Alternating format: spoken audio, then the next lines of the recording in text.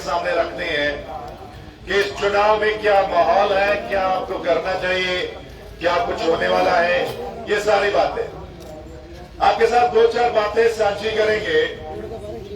चुनाव का माहौल है, तमाम पार्टियों के उम्मीदवार आपके बीच में आने वाले हैं, तमाम पार्टियों के उम्मीदवार, और वो जब आएंगे, जो वो बोलेंगे, जो बड़ी बड़ी बातें करेंगे, तो याद रखिएगा और उनसे सवाल कीजिएगा कि इससे पहले उन्होंने क्या किया। जिन लोगों को आपने पहले मौका दिया और उन लोगों को आप मौका दे चुके हैं पहले, जिन लोगों को आपने मौका दिया उनसे सवाल कीजिएगा कि आपने पहले क्या किया, पिछले 5 साल आपने क्या किया। दोस्तों, आपके हाथ में बहुत बड़ी ताकत हमारे लोकतंत्र ने दे रखी है, बहुत बड़ी ताकत, और वो ताकत है वोट की ताकत। जब आप वोट डालने जाते हैं तुम्हारा टाइम तो शायद बहुत थोड़ा लगता है, 2-4 सेकंड में आप वोट डाल के वापस आ जाते हैं, यानी आपने सिर्फ एक बटन दबाना है। लेकिन वो आपका जो बटन दबाना है वो डिसाइड करता है, वो फैसला करता है कि अगली सरकार किसकी बनने वाली है और अगला विधायक आपका कौन होगा। सो इसलिए वो बटन दबाने से पहले आपने पूरी तसल्ली करनी है। तसल्ली किस बात की कि ये जो 2-3 चेहरे आपके सामने हैं, ये कौन लोग हैं, कौन लोग हैं ये लोग, और ये क्या कर सकते हैं आपके हलके के लिए, और इन्होंने पहले क्या किया है। कौन आपके लिए खड़ा रहेगा वहां विधानसभा में, कौन मसले उठा सकता है और कौन आपका हक लेकर आ सकता है, इस बात की तसल्ली आपने करनी है। किसी के बहकावे में आकर, किसी के प्रलोभन में आकर आपने वोट नहीं डालना, क्योंकि आप 5 साल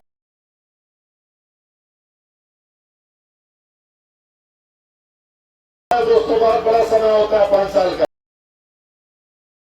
5 साल के लिए चुनकर भेजते हैं। इसलिए ये जिम्मेदारी आपकी बनती है कि आप उस शख्स को चुनकर भेजिए जो आपकी आवाज उठाएगा विधानसभा में। 5 साल पहले एक बंदा यहां पर आया, रणजीत सिंह चौटाला, आपसे वोट ले गया दोस्तों, और आपने भी वोट डाल दिया कि इतने सालों से चौधरी साहब को सिर्फ हार मिल रही है, हार जीत नहीं रहे हैं, आपने उनका साथ दिया। लेकिन दोस्तों, जैसे ही उस चुनाव की नतीजा आता है, वो चौधरी साहब बीजेपी के जहाज में बैठकर दिल्ली पहुंच जाते हैं। ऐसा ही होता है ना, ऐसा ही होता है।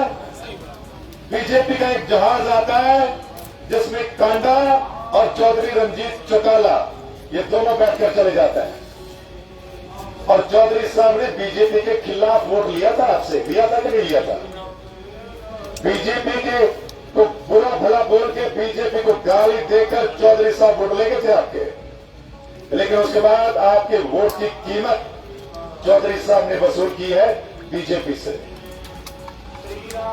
चौधरी साहब को अगर मंत्री बनाया गया तो इसका मतलब आपके वोट की कीमत चौधरी साहब ने वसूल की उस वक्त। फिर भी आप लोगों को लगा कि चौधरी साहब को मंत्री बना दिया है, कैबिनेट मिनिस्टर बनाया है, हमारे हल्के के लिए कुछ करेंगे, रानिया के लिए कुछ करेंगे, इतने सालों बाद उनको मौका मिला है, शायद कुछ काम आएंगे वो आपके।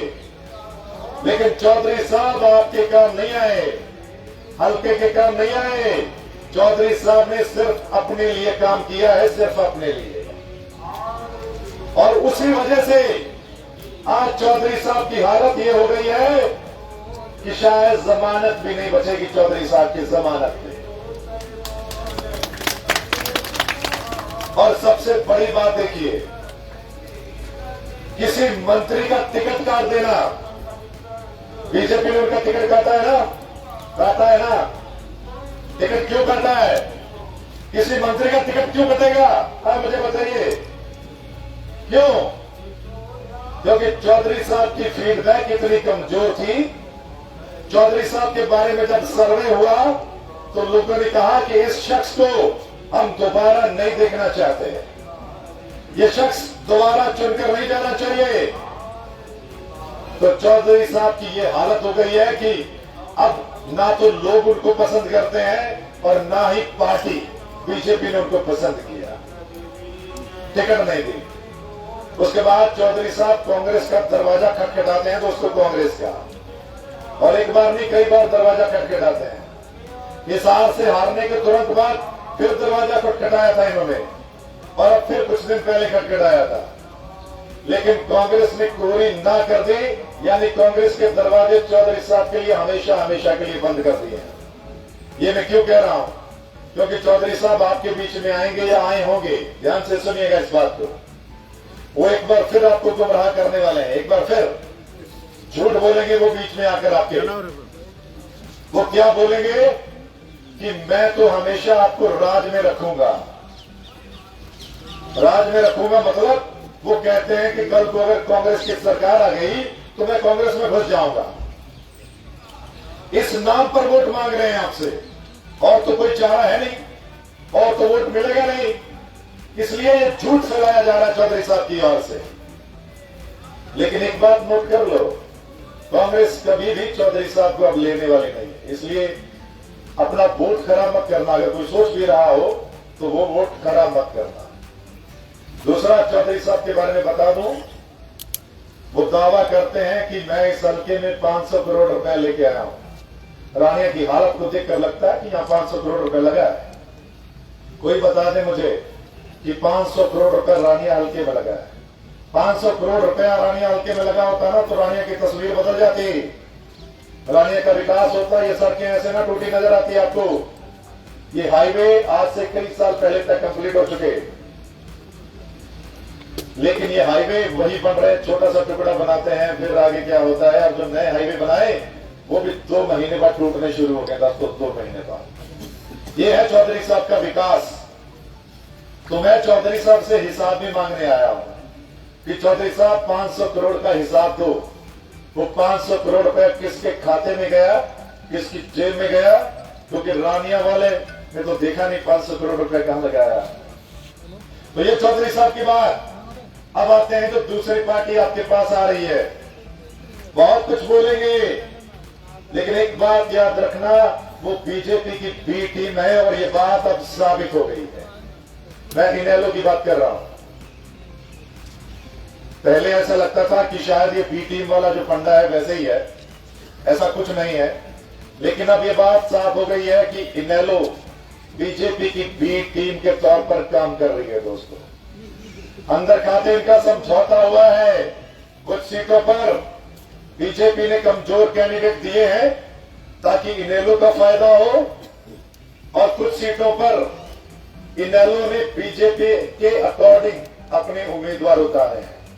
मैं इनकी पॉलिटिक्स को बहुत अच्छे से जानता हूं, क्योंकि मैं इस सिस्टम में रहा हूं, आप मुझे जानते हैं बड़े अच्छे से। आपने मेरा सर्वे देखा होगा, मैं कभी झूठ नहीं बोलता, और जो बोलता हूं वो डंके की चोट पर और सच बोलता हूं, और आंकड़े भी वही आते हैं। आपने मुझे देखा होगा। सो इनकी इंटरनल पॉलिटिक्स में जानता हूं अच्छे से कि इनके अंदर चल क्या रहा है। इनेलो का, कांडा का, बसपा का समझौता हुआ, आपको बताया, और वो कांडा क्या बोलता है कि हम सब मिलकर बीजेपी की सरकार बनाएंगे। तो पर्दाफाश हो गया इनका, ये बीजेपी से मिले हुए हैं अंदर खाते, इनको वोट देना मतलब सीधा सीधा वो वोट आपका बीजेपी के खाते में जाने वाला है। तो बीजेपी को तो आप पसंद नहीं करते, मेरे को लगता है। कोई पसंद करता बीजेपी को? नहीं, मेरे को लगता है कोई पसंद नहीं करता, क्योंकि ये किसान बाहुल इलाका है, सब किसान मेरे सामने बैठे हैं, और किसानों के साथ बीजेपी ने क्या किया ये आप मेरे से बेहतर जानते हैं। जिन किसानों को कई महीने तक दिल्ली के बॉर्डर पर रखा इस बीजेपी सरकार ने, 750 किसान शहीद हुए हैं।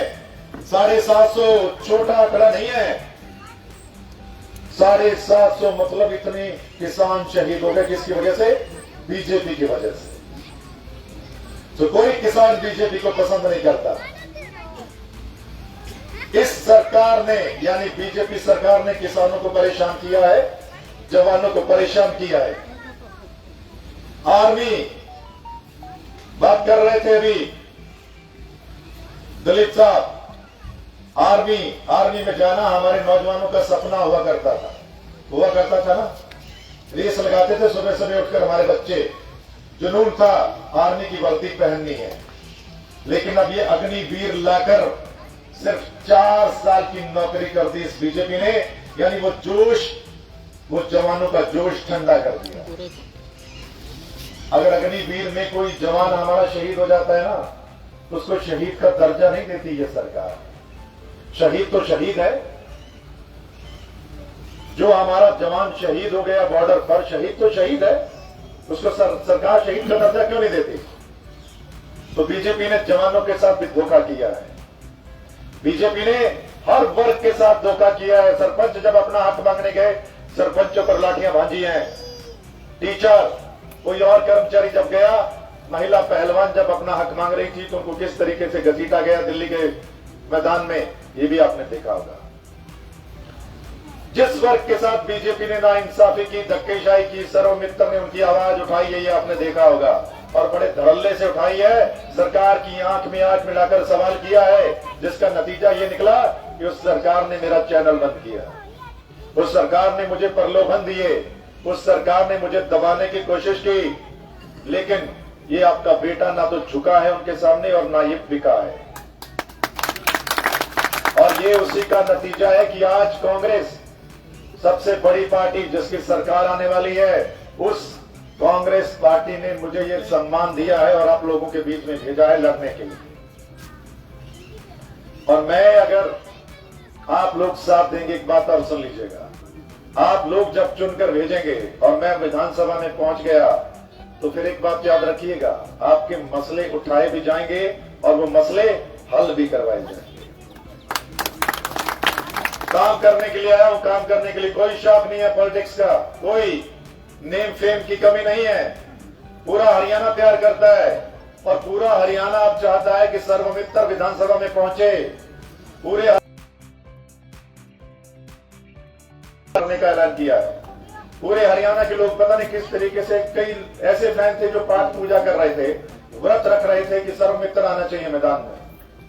और हरियाणा को हमारे ऊपर यकीन है, जब पूरा तो फिर काम करवाने की बड़ी बात नहीं है। लोग आपको अपने महलों में बुलाते हैं। महलों में किस लिए बुलाते हैं? क्योंकि ये अपने आप को अभी भी राजा समझते हैं, राजा, और आप लोगों को प्रजा समझते हैं। इनको लगता है कि ये तो राजा हैं, आराम से निकलते हैं 12 बजे नाश्ता करके, और आप लोग उनकी वेट कर रहे होते हैं। आप लोगों के अंदर डर भी होता है इनसे मिलने के लिए, इनसे बात करने के लिए आप डरते हैं कि पता नहीं आज नेताजी का मूड क्या होगा। नेताजी का मूड अच्छा होगा तो वो आपकी बात सुन लेगा, और नेताजी का मूड अच्छा नहीं हुआ तो आप अंदाजा लगा सकते हैं फिर वो क्या बोलेगा आपको, किस तरीके से आपको बोलेगा। ये इनकी आदत है। आपको पता है ना कि वो भरी सभा में किसी को लताड़ देते हैं, दुत्कार देते हैं, बहुत बुरा भला बोल देते हैं। ऐसा ही है ना? तो ऐसा नहीं होना चाहिए। आप और हम सब एक समान हैं। लोकतंत्र हल्के का ख्याल रखना और काम करवाना वो हमारी जिम्मेदारी होती है। महीने फ्री दी जाएगी हर परिवार को। मोबाइल भेजो, चल पे तीसरा आपका जो मोबाइल है, जैसा बोल रहे थे हमारे सीनियर साथी, सर जब लोग वहां जाएं तो उनको पता लगे ये 750 किसान किस वजह से शहीद हो गए, किस वजह से। बहुत कुछ है दोस्तों। 2 लाख सरकारी नौकरियां खाली पड़ी हरियाणा में, 2 लाख। इस बीजेपी ने तो जवानों को परेशान किया, लेकिन कांग्रेस की सरकार आने पर वो 2 लाख सरकारी नौकरियां भरी जाएंगी, और वो भी पक्के तौर पर। तो फैसला आपने करना है, ये सारी बातें होनी चाहिए या नहीं होनी चाहिए? होनी चाहिए। सभी वर्गों के बारे में सोचा है। एक और हमारे घोड़ावाली साहब कह रहे हैं 25 लाख का बीमा कैसे? मान लीजिए किसी को कोई ऐसी बीमारी जिसको हम कहते हैं कि बहुत बड़ी बीमारी है, वो होती है और उसका इलाज का बहुत ज्यादा खर्चा आता है, तो कांग्रेस ने कहा है कि उसके लिए 25 लाख रुपए तक की राशि सरकार वहन करेगी। सरकार बैकवर्ड जो क्रीमी लेयर की जो एक है लाइन, वो 10 लाख तक की जाएगी। इस सरकार ने देखिए कहां तक ले गए थे। पहले 6 लाख तक ले गए, फिर जब बुरी हालत हुई तो 8 लाख तक ले गए, सरकार आने पर 10 लाख तक। मतलब इतना कुछ सोच रखा है। तो ऐसे में अगर ये सब करवाना है तो 5 तारीख को पंजे के निशान पर मोहर लगा देना दोस्तों, और उसके बाद फिर हमारे ऊपर छोड़ देना आपके रानिया हल्के की बल्ले बल्ले हम करवा देंगे। तो बहुत बहुत शुक्रिया है, इतनी देर से आप लोग बैठे थे, इंतजार किया, उसके लिए माफी, बहुत बहुत शुक्रिया, धन्यवाद आप सब। कल हुड्डा साहब आए, बताई दिया दिलीप साहब ने, हुड्डा साहब खारिया में होम होगा कर पहुंचना, वहां पर हुड्डा साहब के विचार सुनने आपने। Thank you.